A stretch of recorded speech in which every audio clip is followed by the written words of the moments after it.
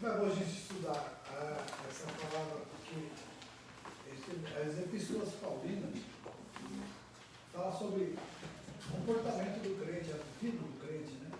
E nós estamos estudando, Deus está querendo fazer um reforço nas necessidades nossas, para a gente entender mais o que é realmente o desejo dele para a nossa vida, nossa família, nossos filhos. Porque ele está vivendo muitas vezes eu acho, eu penso que é assim. O crente não pode achar nem pensar, ele tem que dizer, a Bíblia diz, Jesus falou, está escrito. Porque a gente fala assim, mas todo mundo é assim, mas tudo é assim. Isso é um erro muito grande, porque a gente está se conformando com esse século. O que a Bíblia diz? Isso que é importante. Para a gente viver, para a gente falar, para a gente se conduzir, para educar os filhos.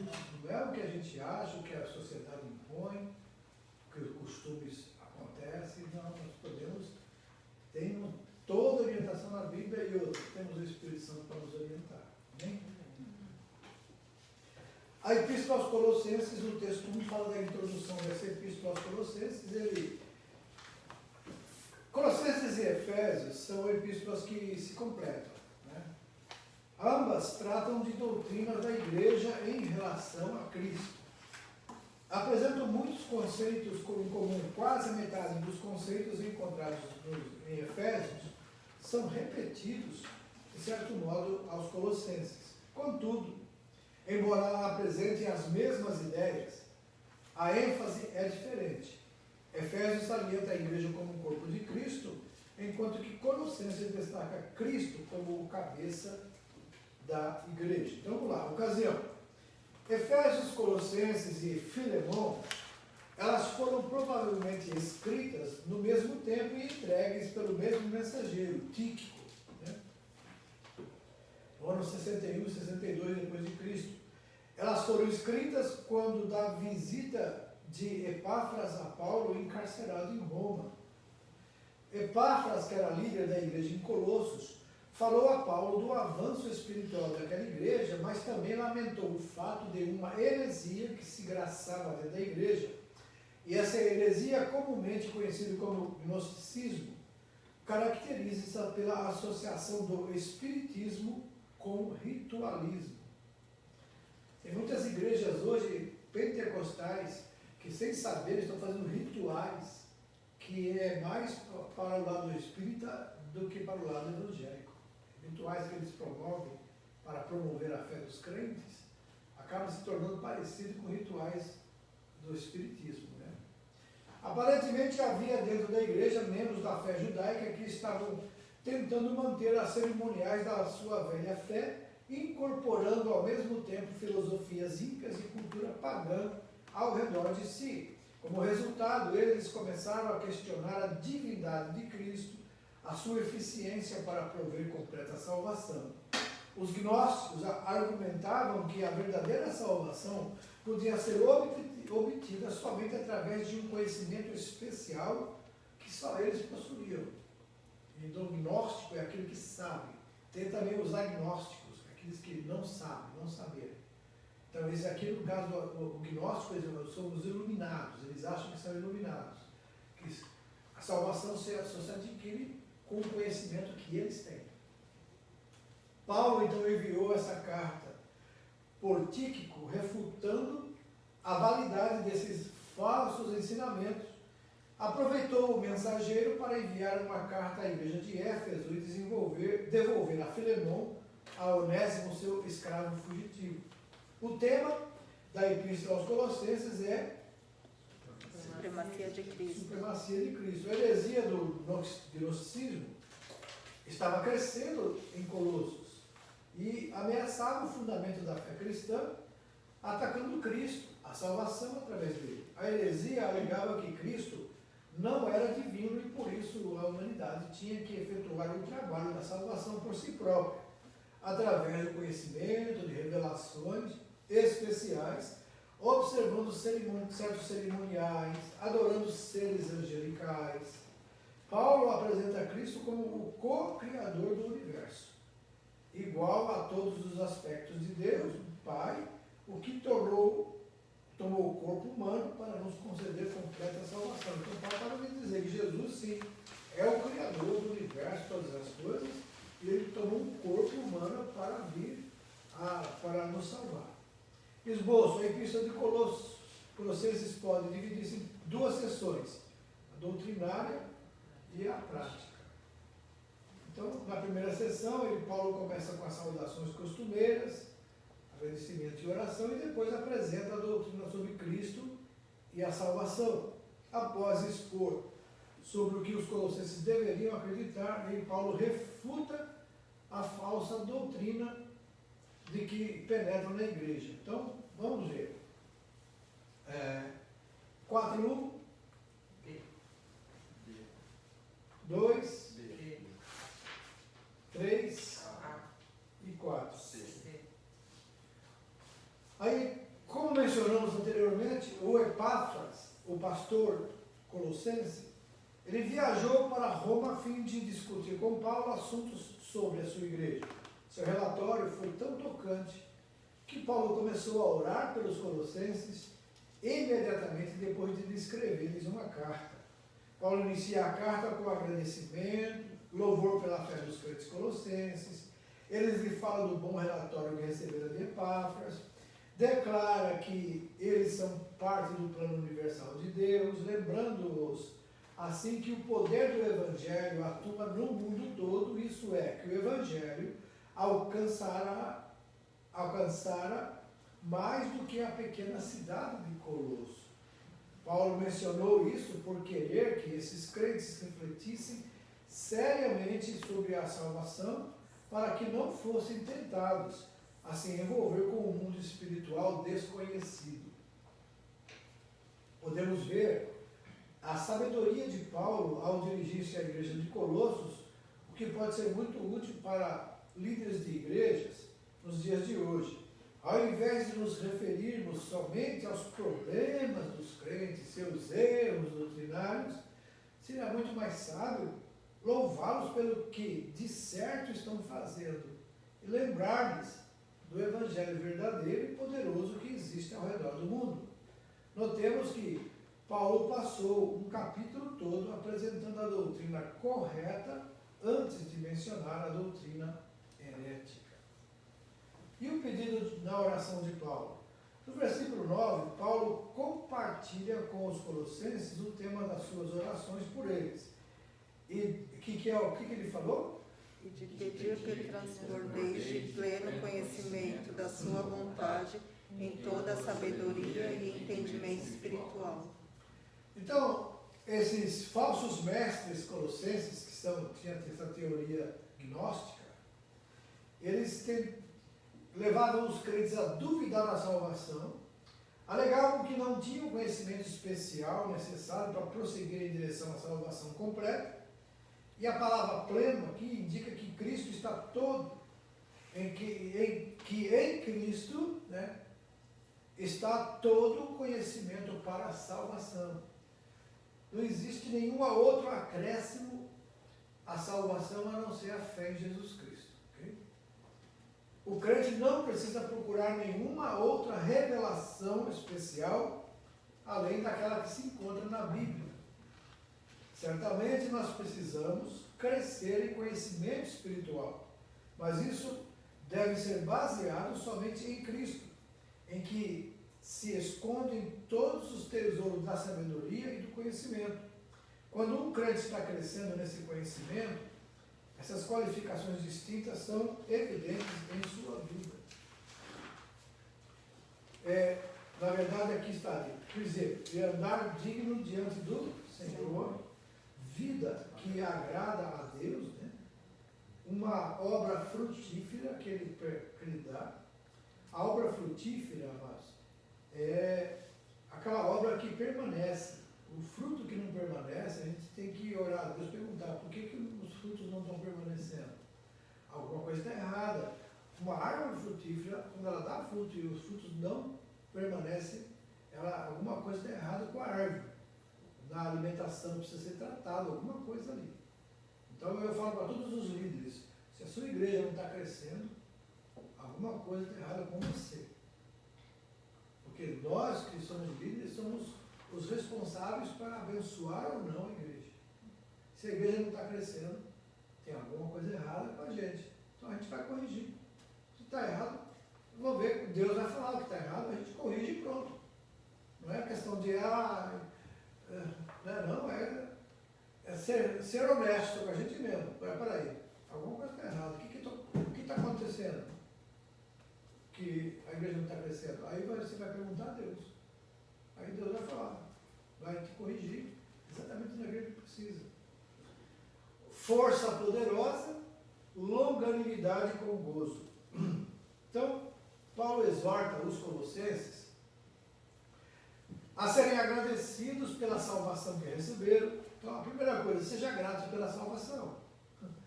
Pode estar acontecendo o que for com a sua vida, você está salvo, já fez tudo Deus. Né? Tem até o Max Lucado, que é escritor, ele escreveu um livro que diz assim, se Deus salvasse você e deixasse o diabo arrebentar com a sua vida toda, já tinha feito tudo. Porque o diabo só consegue fazer alguma coisa aqui, enquanto nesse corpo. Mas depois que você parte, acabou. Então Deus já salvou você, a eternidade te espera. Agora, é lógico que Deus não permite, mas algumas vezes Deus permite o inimigo fazer alguma coisa para que a gente acerte o rumo de novo, né, na volta. Afirmavam que essa não é suficiente para a completa salvação. Né? Então, esses falsos mestres, eles ensinavam que a salvação requeria eras de tempo, inumeráveis reencarnações, através das quais a alma se esforçaria para galgar a perfeição espiritual por seus próprios méritos. Então, veja bem, o espírita que crê na reencarnação, ele mesmo se contradiz quando você perguntar para ele. Então, a reencarnação é para você levar a alma ao alto nível, né? Cada reencarnação é melhor, ok? Então, a reencarnação, a função dela é melhorar a humanidade. É verdade? É. Hoje, a humanidade está melhor ou pior? Então, não tem sentido a reencarnação. É uma falácia.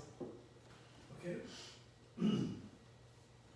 Paulo, então, enfatiza a salvação através de Cristo como algo imediato e completo. Essa salvação não requer que uma pessoa espere muitos séculos para ser digna de chegar ao Senhor. Notemos que na expressão fez idôneos, o verbo está no passado, fez, de Cristo já fez. Quem crê em Cristo já é salvo, já está salvo, não vai ser salvo, já está. E Paulo também deixa claro que aquele que crê em Cristo já foi transferido do reino das trevas para o reino do Filho de Deus.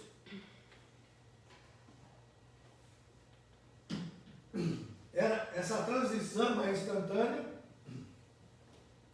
ocorre por causa do milagre do poder de Deus, independente de esforços humanos.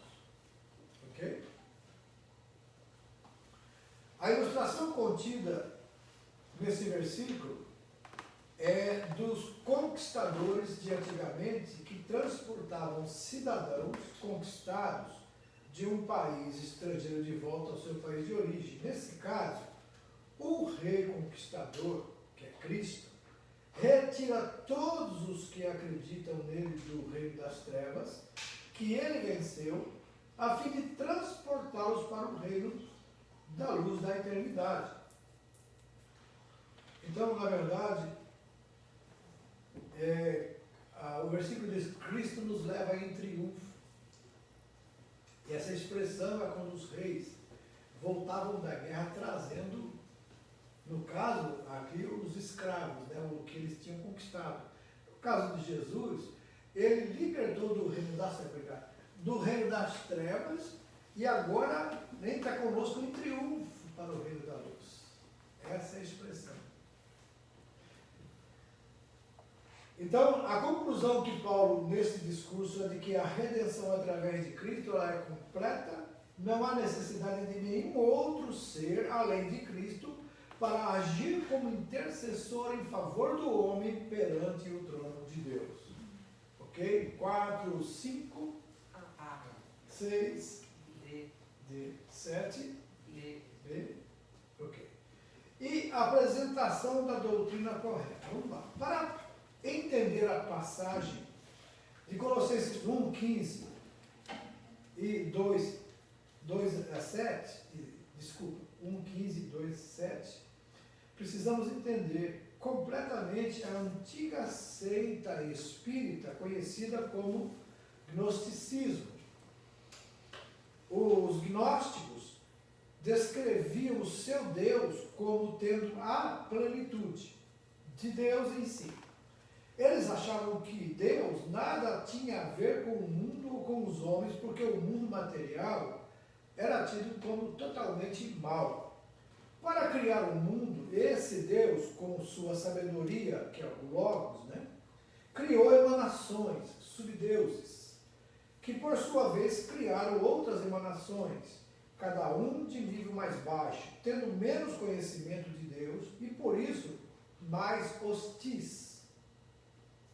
As mais baixas dessas emanações, ou espíritos, era corrupta o suficiente para poder criar o mundo.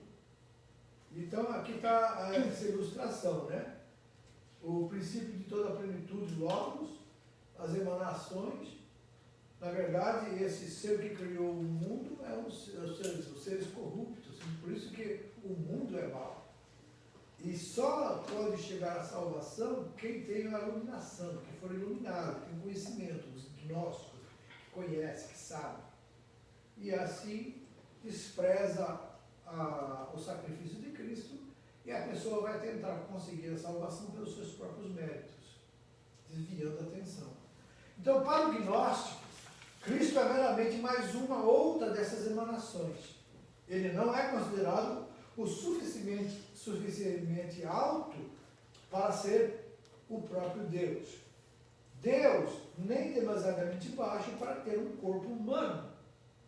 Seu conhecimento não é suficiente para efetuar a salvação e outras revelações, bem como a adoração a outros seres, são necessárias para a salvação.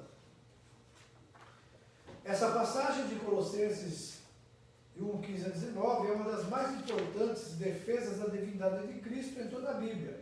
Notemos como a descrição de Paulo aqui é reafirmada em outras duas passagens, que é João 1, que fala, no princípio era o verbo estava com Deus, o verbo era Deus, e todas as coisas foram feitas por eles, e sem ele, nada do que foi feito se fez.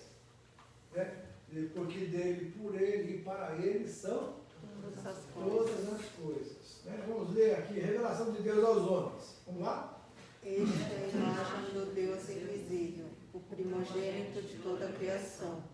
E o Verbo se fez carne e habitou entre nós, que está no seio do Pai, é quem o revelou.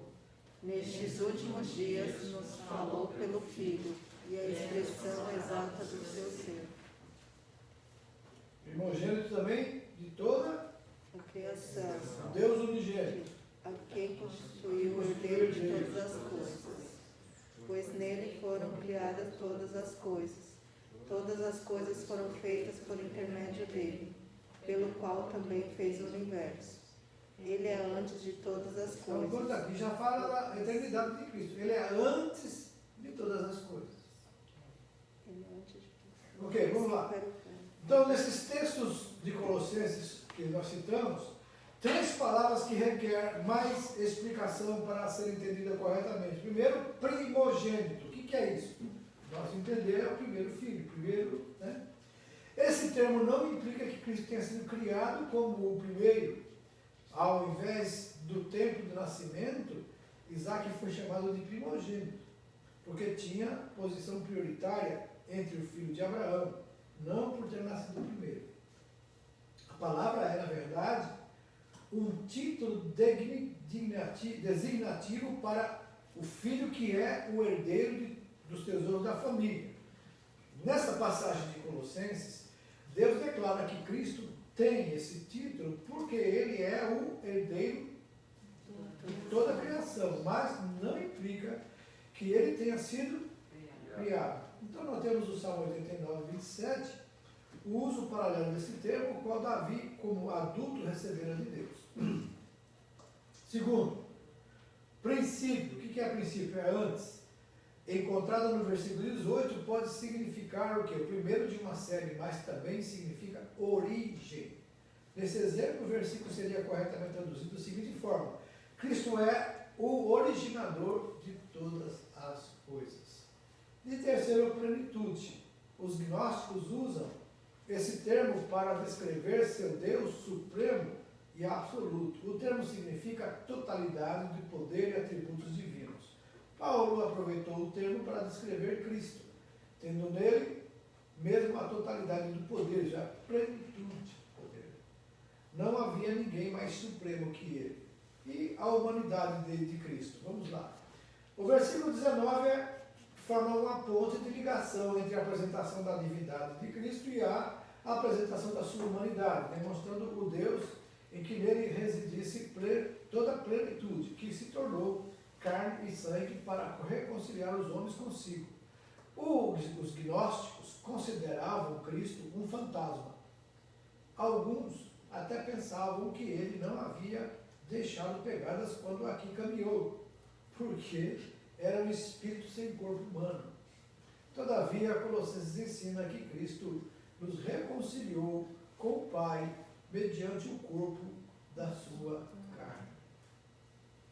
E Deus se fez homem, tornando-se assim a ponte sobre os vácuos que há entre o homem e ele. O homem pode chegar a Deus desde que o faça através do sangue de Cristo. Ok? A salvação não depende de obras, mas da constante fé em Cristo Jesus. Observemos que Paulo enfatiza a importância da nossa fé. Se é que permaneceis na fé, alicerçados e firmes, não vos deixando afastar da esperança do Evangelho. A sabedoria de Cristo em nós. Paulo escreve que toda a verdadeira sabedoria se encontra em Cristo, e não na filosofia humana. Não há nenhum mistério suplementar necessário para a salvação. Ok? E ainda fala que esse mistério estava escondido nos tempos, mas a vida de Jesus, ele completou tudo aquilo que Deus tinha mostrado no Velho Testamento. Os primeiros versículos do capítulo 2 explicam melhor o verdadeiro conhecimento, que é o próprio Cristo, a quem estão escondidos todos os tesouros de sabedoria do conhecimento. O crente é admoestado a não deixar que ninguém o engane, dizendo ser necessário conhecimento especial para uma salvação completa. Cristo é completo, assim como toda a sua obra. 4:8 D 9 E 11 10 11 e 12. Ok. E o ataque à falsa doutrina? O versículo 8, no capítulo 2 de Colossenses, Paulo usa uma ilustração muito clara para nos alertar contra os falsos mestres. Ele afirma que esses elementos estão tentando fazer o quê? Capturar os crentes através de filosofias humanas e tradições. Anteriormente, Paulo havia se referido aos crentes como tendo sido libertos dos poderes das trevas e trazidos para o reino de Deus.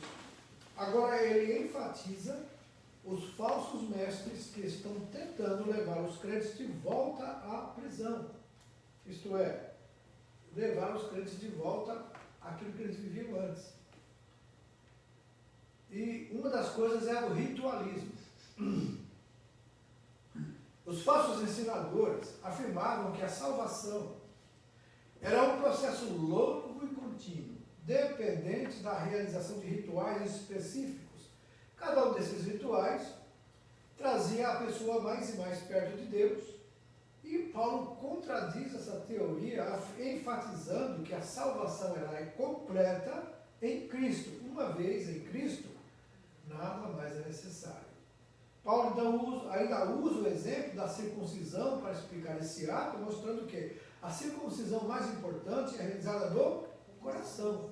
Então, alguns judeus crentes, dando mais importância à lei, enfatizavam a necessidade da circuncisão para alcançar a salvação. Prática essa que, na verdade, não passava de um ato simbólico. Da mesma maneira, hoje necessitamos ser cuidadosos para não permitirmos que os rituais e as cerimônias passem a ter valor como agente da salvação. Somente Cristo pode nos dar a salvação. Ao falar da nova vida em Cristo, Paulo então faz uma bela ilustração sobre o perdão. Nos tempos antigos, o papel era tão raro que quando uma dívida era paga, ao invés de jogar fora o papel, ele era imerso numa solução química que removia a tinta e deixava ali para ser usado novamente. Igualmente, preste bem atenção nisso, igualmente nossa dívida pelo pecado foi paga completamente e apagada. Mas você vê que, infelizmente, de vez em quando vem memória na gente, lembrança do passado, a gente fica triste, fica para baixo. Não é verdade? Não pode deixar, a gente não pode aceitar, a gente tem que rejeitar isso. Porque se você crê em Jesus, por isso que ele falou isso, como o papel era raro, que tem por exemplo, uma pessoa tinha uma dívida. Na porta da casa dele, era colocado aquilo ali. Já estava o papel com a dívida dele. Ele ia lá, pagava a dívida, o oficial vinha lá, tirava aquele papel, mergulhava numa química, e aquilo ali era pagado. Então não tem nem arquivo morto. Entendeu? Está aqui, está pago. Não, já quando você aceita Jesus, você fica totalmente limpo diante de Deus. Não há mais dívida, mais cobrança do passado. É a vida de santificação agora, que a gente vai, quando você pega, já está em perdão, Senhor, tem misericórdia, eu errei, aí já é lavado de novo no sangue de Jesus. Porque como Jesus já pagou a nossa dívida, ainda deixou uma reserva no banco, para que quando precisar pagar mais algum juro, a gente tem dinheiro lá. O que significa isso? Quando Jesus assentou-se à direita de Deus, ele fala assim, se confessarmos os nossos pecados, ele é fiel e justo para nos perdoar os pecados e nos purificar de toda injustiça. Filhinhos, não pequeis. Está falando para crente. Mas se alguém pecar, nós temos um advogado. Então Jesus já está lá exatamente para, quando você peca, você pede perdão, ele vai lá e diz, está perdoado, porque você creu em mim e o meu sangue te purifica de todo pecado.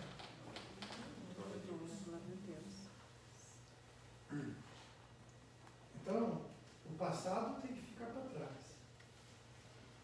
Quem vive do passado sofre muito. Eu, de vez em quando, tenho esses problemas comigo. Vem aquela lembrança, fico triste, mas peraí, eu já confessei, já deixei, já perdoado, né? Acabou. A vida que segue. Né?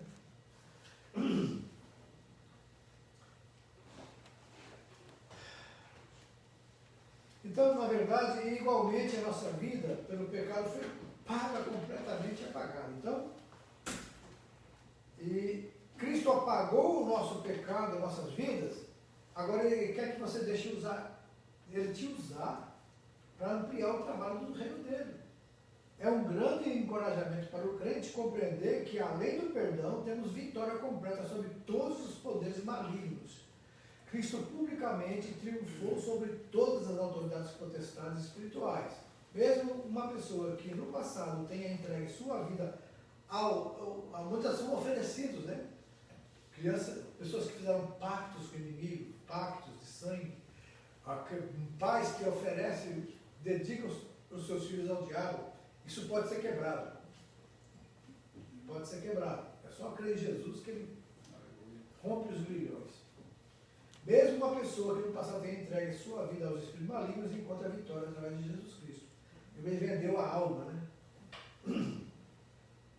Esse ensino foi marcante, principalmente para os colossenses, porque a cultura gnóstica enfatiza o espiritismo, ou a adoração a espírito, com uma precaução necessária contra o mal. Paulo diz que em Cristo não temos necessidade de temer nenhum espírito. Como já observamos antes, muitas tradições judaicas misturavam-se com o espiritismo gnóstico, assim como tem muitos crentes hoje que estão misturando, fazendo coisas que parecem mais essas mandingas, né? São aquelas coisas que pegam objetos e põem ali, aqui tem um valor, tem um negócio, vai surtir um efeito, né?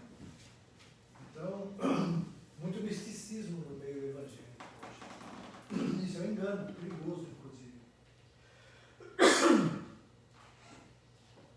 Consultado um pai de santo aí, ele falou que muitas coisas que são feitas nas igrejas neopentecostais é feito também lá no terreno de umbanda deles. Muitas dessas coisas que é feito com sal, milho, essas coisas, tudo é feito lá também no Santo Espírito. Eles usam isso como coisas visíveis para a pessoa crer. Entendeu? Isso aí é perigoso para o crente. Hoje nós cremos sem ver. Porque tem que ver para crer, isso não é fé. A fé é quando você crê sem ver. Você tem que ver alguma coisa para crer, já não é fé.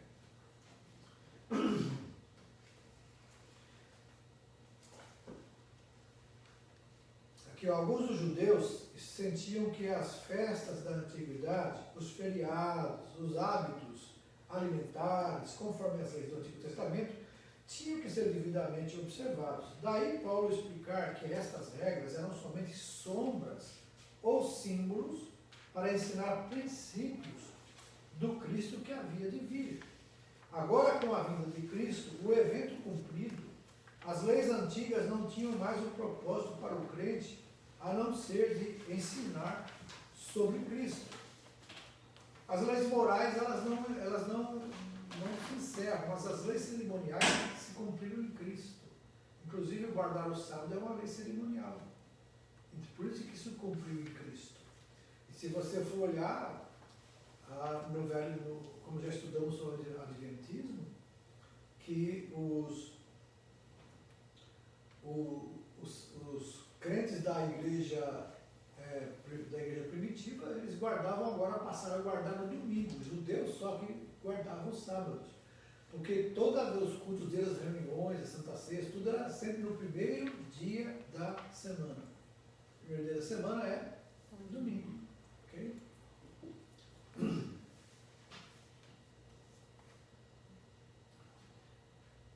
Então acreditava-se que os espíritos e anjos eram maus e hostis para com os homens, mas alguns dos falsos mestres proclamavam ter recebido conhecimento especial do mundo espiritual através de seres angelicais. Você pode ver, o mormonismo recebeu mensagem de um anjo, né?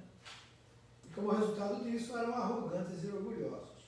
Hoje também encontramos esses mesmos problemas porque há pessoas que continuam a orar a espíritos e ídolos para receberem ajuda e direção. Também encontramos aqueles que afirmam receber mensagens especiais de anjos, mensagens essas que contradizem as Escrituras. Devemos tomar cuidado para não deixar que nada tome lugar de Cristo, como o cabeça do corpo, que é a igreja, e as verdades seja a sua palavra. Okay? As regras. Outro ensino que prevalecia sobre os gnósticos, né, era de que o corpo era mau e por isso devia ser castigado. Como consequência, eles flagelavam o corpo numa falsa demonstração de humildade e, embora praticassem esse autoflagelo, ao mesmo tempo se sentiam livres para cometerem qualquer tipo de pecado sem nenhum sentimento de culpa. Quer dizer, eles se machucou, fez um sacrifício, então agora eu posso pecar. Então, é mais ou menos isso que funciona. O capítulo 3 fornece uma longa lista de pecados comuns dos gnósticos. E esse tipo de problema, porém, não acontece somente na igreja do Novo Testamento. Há homens que hoje cumprem regulamentos, mandamentos humanos com grande dedicação. Embora tenham aparência de sabedoria, esses ensinamentos, na realidade, são apenas uma demonstração de orgulho, pelo que não podem mudar a atitude do coração. Colossenses 2, 23. Tem muito líder espiritual, esses líderes mais radicais nos costumes, eles não gostam desse capítulo 2 de Colossenses, que ali Paulo fala que todas essas exigências não têm valor nenhum, não santifica ninguém, somente para satisfazer aquele que impõe. Agora, a gente ensinar sobre os bons costumes da Bíblia. Né? Quando a gente fala de vestimentas, a gente não fala que tipo de roupa você vai usar. Fala, se vista com pudor, modéstia, com trajes honestos. Pronto, é o que a Bíblia diz. Não precisa, irmão, usar aquele tipo de coisa, usa aquele negócio na cabeça, usa o brinco, usa. Aí já começa a ser doutrina de homem. Né? Agora, quando você fala, se vista com moderação, pudor e modéstia. Então, a pessoa em si que tem o Espírito Santo, ela se analisa, ela sabe a roupa que ela vai usar, se vai glorificar a Deus, vai ser uma roupa adequada para um crente, uma crente em Jesus. Então, isso é consciência. E a pessoa sabe que o Espírito Santo fala, mas ela faz porque ela gosta, acha que não tem problema dar uma provocada, né, nos homens ou nas mulheres. Isso está diante de Deus. Né? Então, uma pessoa que tenha uma consciência bíblica, ela vai dizer, eu não vou me deixar levar mais por essas coisas, eu quero a bênção de Deus na minha vida, eu não quero, sabe, eu quero agradar a Deus. Então, eu não quero mais estar pedindo perdão porque eu estou com medo do que vai acontecer comigo porque eu pequei. Eu não quero mais pecar porque eu não quero machucar o coração de Deus. Pronto, quando você pensa assim, você evita o medo.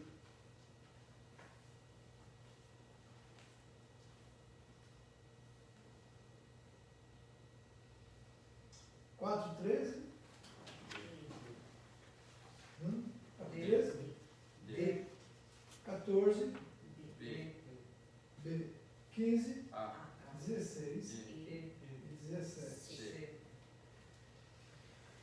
No capítulo 3, agora Paulo muda o tom da sua epístola, passando do ensino para aplicar a doutrina no dia a dia. Os crentes colossenses estavam confusos quanto à natureza exata do pecado. Quem está tendo essa aula hoje, quem está ouvindo inclusive na internet, no culto de terça-feira vai ver que vai se completando, um ajuda o outro.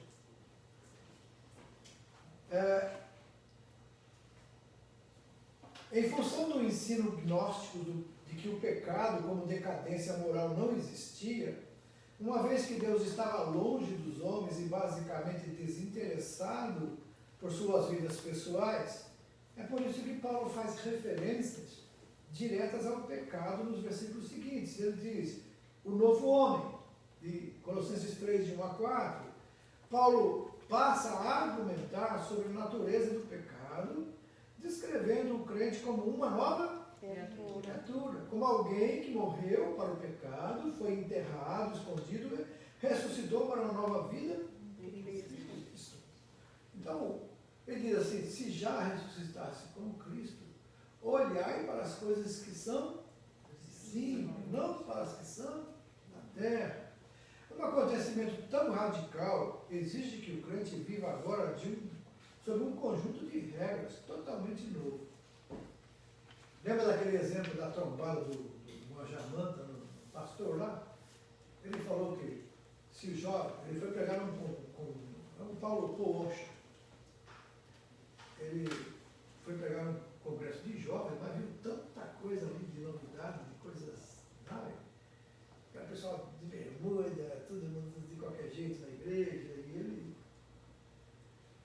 levantou e falou assim, olha, se você um dia levantou a mão para aceitar Jesus e acha que é isso que é a salvação, está muito enganado.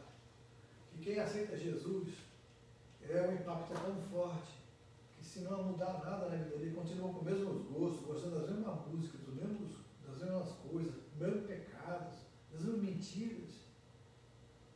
Você está se enganando, foi enganado. Eu falei assim, é a mesma coisa que quem aceita Jesus e não muda de vida, é a mesma coisa que eu estava indo para cá, digamos que eu chegasse atrasado aqui hoje, meia hora atrasado, todo mundo esperando, eu chego, aí eu levanto aqui e falo para vocês, olha, desculpa que eu cheguei atrasado, é que eu estava vindo, aí furou um pneu do meu carro, eu fui trocar, e quando eu estava trocando, veio uma jamanta, e bateu em mim e jogou longe, por isso que eu cheguei atrasado. Aí você vai olhar para mim, você vai procurar alguma marca em mim, alguma coisa que uma jamanta batendo a 100 por hora numa pessoa, né? Aí vocês vão olhar para mim e vão dizer assim, bom, duas coisas. Ou esse cara é muito mentiroso, ou ele é doido.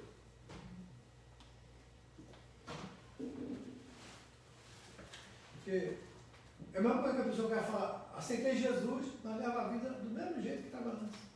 Não mudou nada. Não houve. É um impacto na vida. Não é nascer de novo, nova criatura. As coisas velhas não têm que passar. Se as coisas velhas continuam, isso é liberdade em Cristo. Isso é libertinagem. Os caras, tem um conflito de libertinagem e liberdade.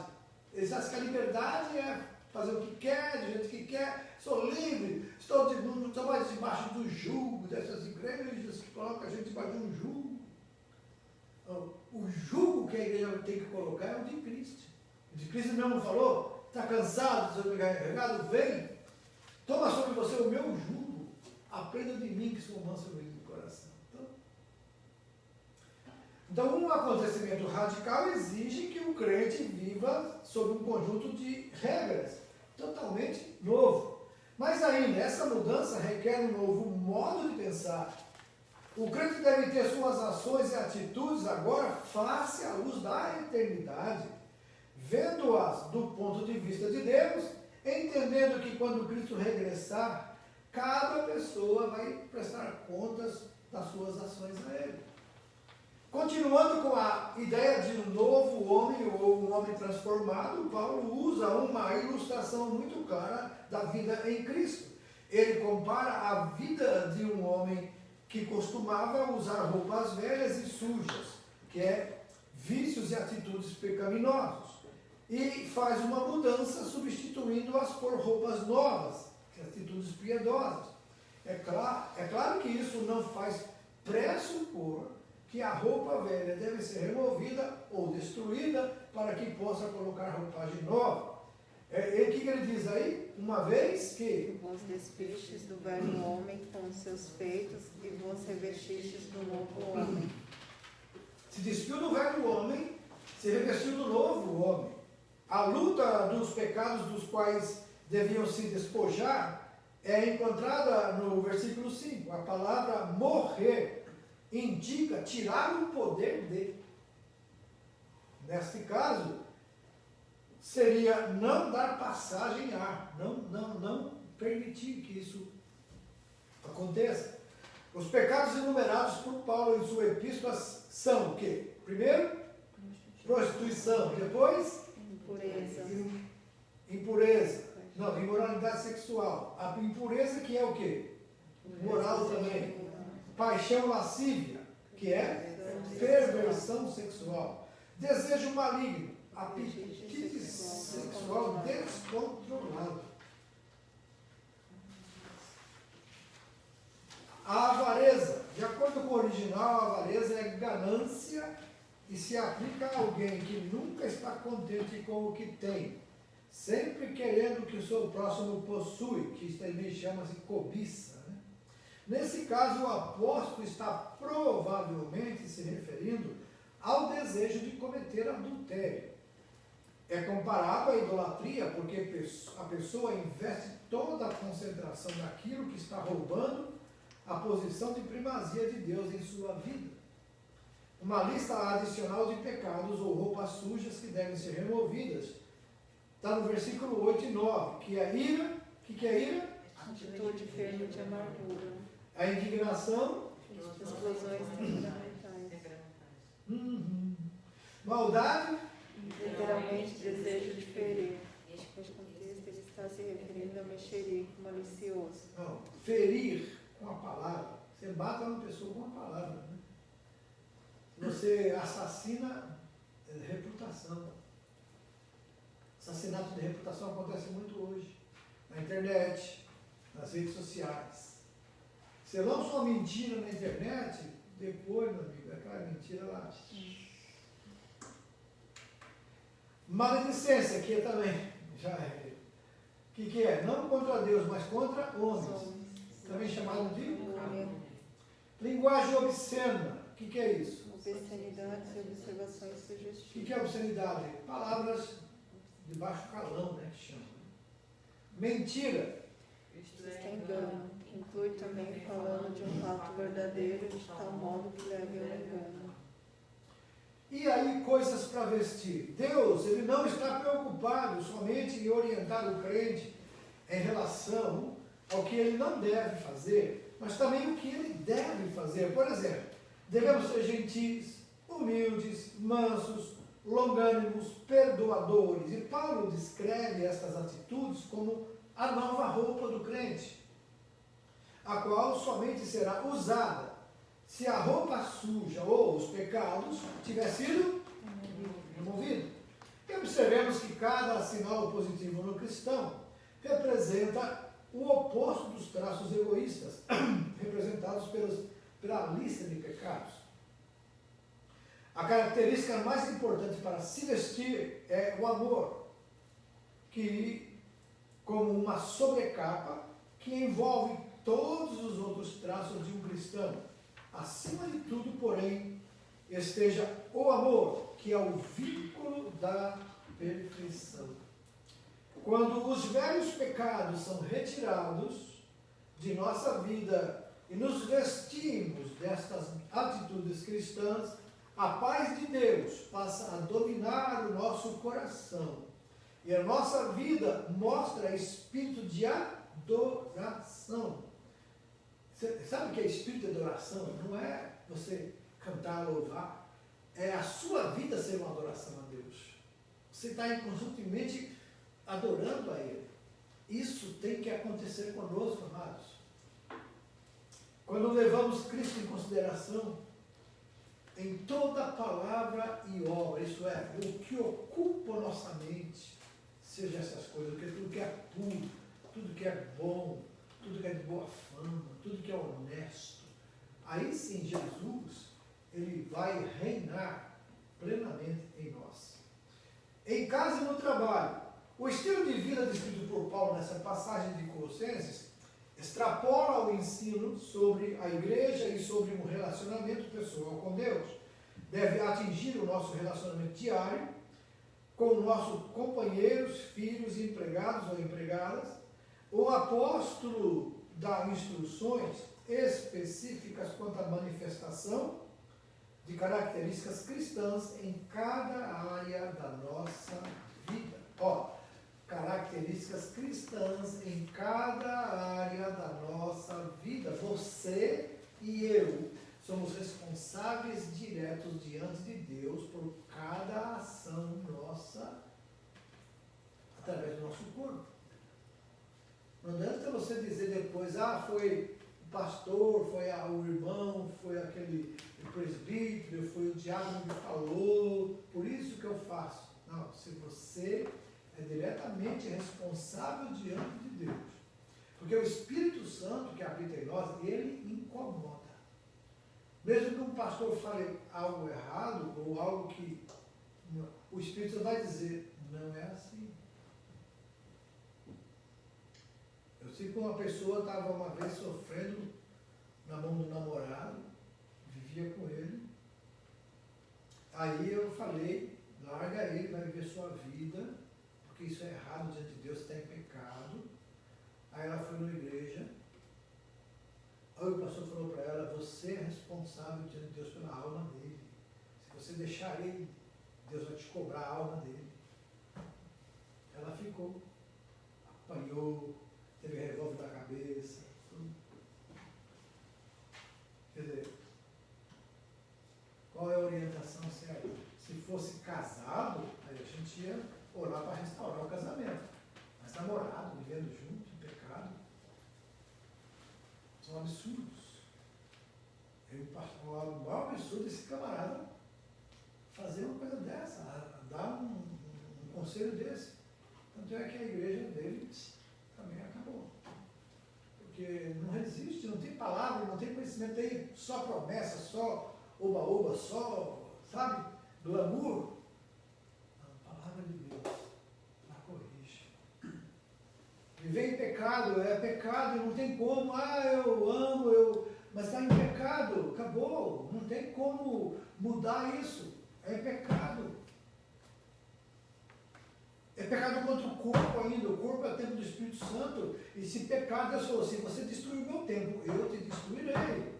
Essa destruição de Deus pode ser morte física, como pode ser lançado no inferno também.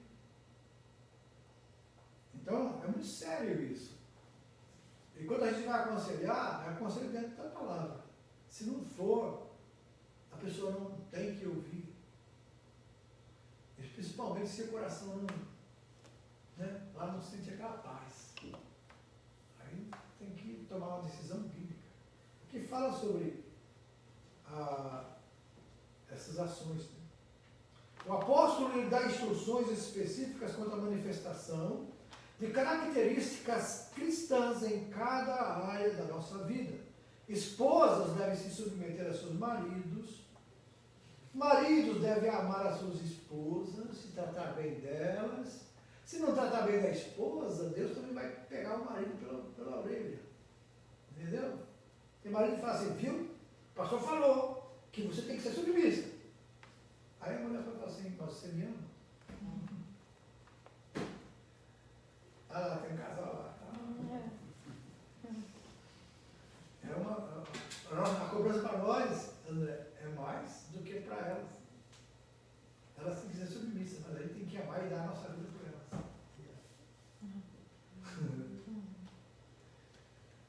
Filhos devem obedecer a seus pais. Empregados devem trabalhar como para o Senhor, viu? Se for trabalhar na fábrica, vou fazer para o Senhor. Aí você vai ver como gostou de trabalhar. Se você trabalha assim, eu não gosto de trabalho, não vai fazer isso, minha Deus, me vida. Seu trabalho vai ser a pior coisa do mundo. Você já acorda cansado. Já. Agora, veja o que a Bíblia diz. Os empregados devem trabalhar como para o Senhor. Quer dizer, eu vou trabalhar bem, para que, vendo o meu bom trabalho, Deus seja glorificado. Né? Porque eu sou filho de Deus, sou filho de Deus. Empregadores devem respeitar seus empregados. E todas as instruções trazem uma ideia central. Né? Vamos ler? Tudo quanto fizerdes, fazei de todo o coração, como para o Senhor, e não para homens, cientes de que recebereis do Senhor a recompensa da herança. A Cristo, o Senhor, é que estáis servindo. Você não percebe que também eu falo, quando você vier trabalhar na igreja, que fazer alguma coisa sem pensar nisso, eu estou fazendo para o Senhor. Vocês nunca vão se decepcionar. Tá bom? 18, 19, 20 e 21. Isso. E exortações finais e saudação. Terminando aqui, 3 temas-chave do comentário final de Paulo são qual? Primeiro, persevere em oração. Segundo, tenha um bom testemunho. E terceiro, a liderança tem que zelar pelo povo, orando, buscando a Deus, instruindo. Paulo demonstrou aos Colossenses perseverar em oração. Na linguagem original, essa palavra indica a necessidade de constante atenção. Paulo acrescenta que precisam vigiar em oração, enfatizando que vigiar não é negligenciar a vida de oração, mas mantê-la fiel e fervorosamente viva. Ao falar sobre oração, Paulo sente-se impelido a pedir para a igreja orar por ele. Seu pedido foi para que ele tivesse uma porta aberta para evangelizar. Porque veja, Paulo, o pedido de oração de Paulo, pede para Deus da saúde, pede para Deus me dar isso, não, pede para Deus me manter a porta aberta para me evangelizar. Qual que era o pensamento de Paulo? É sempre reino de Deus. Irmãos, o segredo da nossa alegria é sempre pensar no reino de Deus. O que Jesus falou em Mateus 6,33? Colocar em Em primeiro lugar, o quê? O reino de Deus. Essas coisas que nós precisamos, Deus vai... Olha, a nossa igreja vocês aqui são testemunhas desses milagres. Todas as coisas serão acrescentadas. Né? Tem pessoas aqui que são motivo, eu mesmo sou um deles. Eu tenho que muito agradecer a Deus, porque Deus tem acrescentado. Eu vejo que tem pessoas aqui que antes de tirar a carta já ganhou o carro, já. Porque é bênção de Deus, gente. É bênção.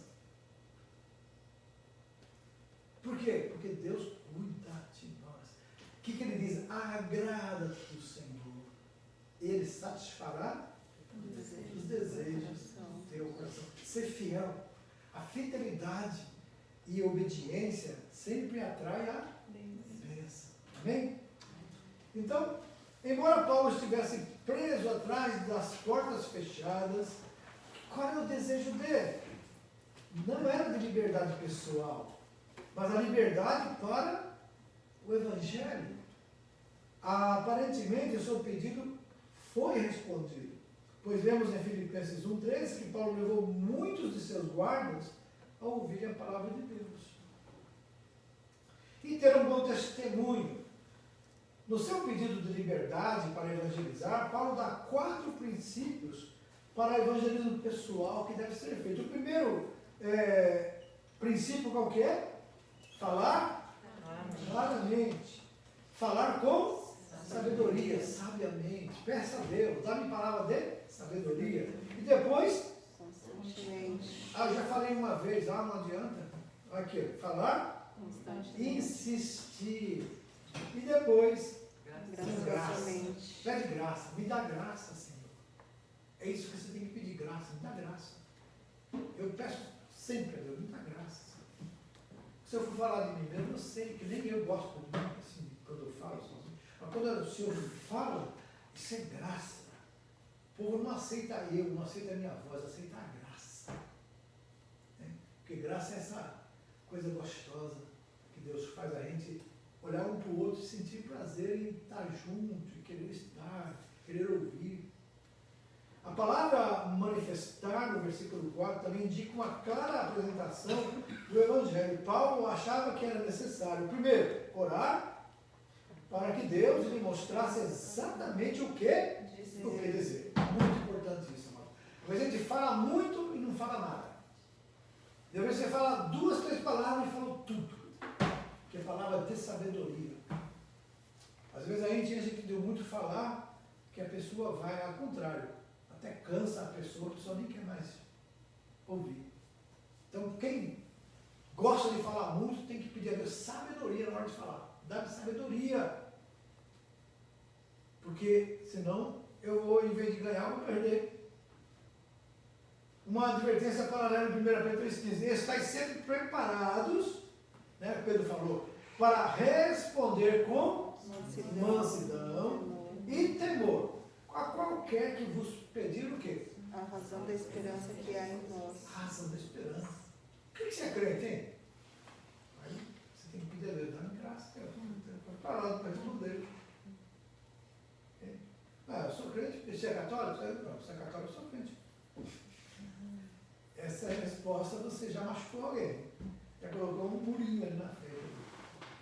Né? Você tem que contar as bênçãos que você vive. Eu sou crente, Jesus. Sabe por quê? Quando a gente diz que é crente, é porque crê que Jesus é o único que pode salvar. Então, quando a gente aceita Jesus como nosso Salvador, que se crê em Jesus como Filho de Deus, os nossos pecados são todos perdoados. A gente tem uma nova vida.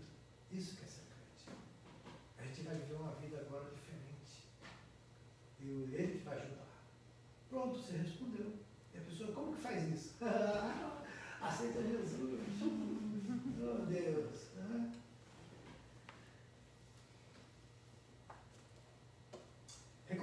Colossenses que se portasse com sabedoria, para quê? Para que os de fora, com meio de Conduzimos a os Cristo. dias que está na pessoa lá fora, tem pessoas que conseguem trazer outras pessoas para a igreja facilmente. E remir o tempo, o que é isso? Precisamos usar toda a oportunidade disponível para testemunhar. Muitos crentes caem no erro de esperar por oportunidade especial para testemunhar. Mas Paulo diz, sair, remir ou comprar oportunidade. Em outras palavras, devemos testemunhar continuamente, arranjando ocasiões para apresentar Cristo a outra pessoa. Finalmente, devemos ter uma maneira agradável de apresentar o nosso testemunho, sabe? Uma maneira agradável. Isso é graça de Deus. Quero falar de Jesus, mas como falar de Jesus? Uma maneira agradável até de mandar a pessoa se arrepender, até de falar que ela está perdida, tem jeito de falar, que ela não vai se chocar, não vai ficar brava. Entendeu? Eu já preguei num velório que me chamaram para fazer, mas a pessoa não era crente. Então, o que eu falei? Eu falei, o que eu vou falar, meu Deus do céu? Eu não sei o que aconteceu com essa pessoa, se alguém falou dela para de Jesus antes da. Mas eu vou pregar sobre o rico e Lázaro. Pronto. Falei, as escolhas que a gente faz na vida definem o local que a gente vai para a eternidade. Qual que você escolheu? Quase que eu chamei a pessoa para aceitar Jesus ali no meio do defunto. Só o defunto que não levanta a mão. Paulo, o falar agradável da parte do crente. Assim como o sal produz sede e faz com que a comida se torne mais saborosa. Entendeu? A sede só se dá quando você fala o suficiente.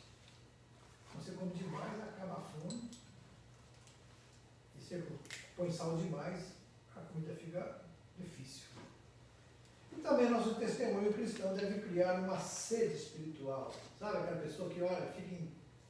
Como é que você mudou? O que aconteceu com você? Oportunidade. E desperta apetite no coração das pessoas. Sinceramente, as pessoas antigamente já não viviam bem. Hoje em dia, a maioria está tudo desesperada lá dentro do coração. Aflição, angústia. Né? Até a irmã Alaide estava contando, né, Alaide? Sobre aquela pessoa, o colega de trabalho que falou, né? Que... hoje me deu até um abraço, hoje que eu voltei. Então, você voltou e me abraçou de um jeito, sei. Então, sabe o que é? Você estando ali, você é bênção para aquelas pessoas. E você tem que pedir, Deus, me faz uma bênção para esse lugar. Que é isso que Deus quer fazer, ser tu uma bênção. Então, muitos têm perguntado por que Paulo fez uma lista tão longa de saudações pessoais no final da carta, mas o que Paulo estava fazendo? Ele estava encorajando a igreja enfraquecida, lembrando-a de que grande número de irmãos que permaneciam zelosos, que estavam orando por ela. Mas, além disso, a lista fornece também algumas biografias interessantes e inspiradoras. Vamos fazer 3 dessas biografias. Tíquico, este servo foi um mensageiro que levou a epístola de Paulo a Colossos, Éfeso e Filemon. Mais tarde também levou a epístolas a Timóteo e a Tito. Então, esse Tíquico era um mensageiro muito bom que ia lá, estava com Paulo, saía com as cartas e entregava às igrejas. Este homem que Paulo confiava e a quem admirava recebeu o mais significativo tratamento, jamais dispensado ao outro companheiro. Irmão amado, fiel ministro e conservo no Senhor. Mais do que um mensageiro, Tíquico foi porta-voz de Paulo, ensinando muitas coisas que os apóstolos não puderam escrever em sua carta. Ele era um evangelista mestre, cujo desejo era de confortar, encorajar, fundamentar o coração dos crentes. Uma tarefa específica que ele teve em Colossos foi a de devolver o escravo fugitivo, Onésimo, ao seu senhor Filemon. E Epáfras, esse servo fundou a igreja em Colossos e talvez tenha fundado a igreja em Hierápolis e Laodiceia. É o exemplo de um homem com o coração de pastor.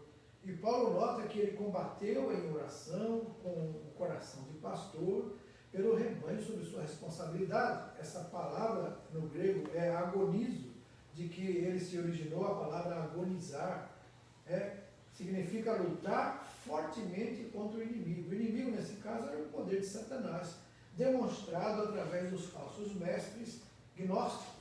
Epáfras orava fervorosamente para que Deus protegesse os crentes colossenses, fazendo-os firmes, seguros, perfeitos e maduros na fé. Irmão, eu gasto muito tempo pedindo a Deus blindar a mente dos irmãos.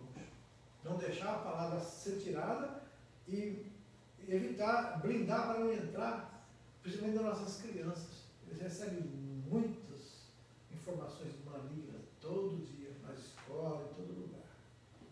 A gente tem que orar, os pais também orem. Os irmãos orem para Deus proteger a mente, para que essas coisas venham, mas elas não permaneçam, elas se extinguem e permanece a palavra de Deus.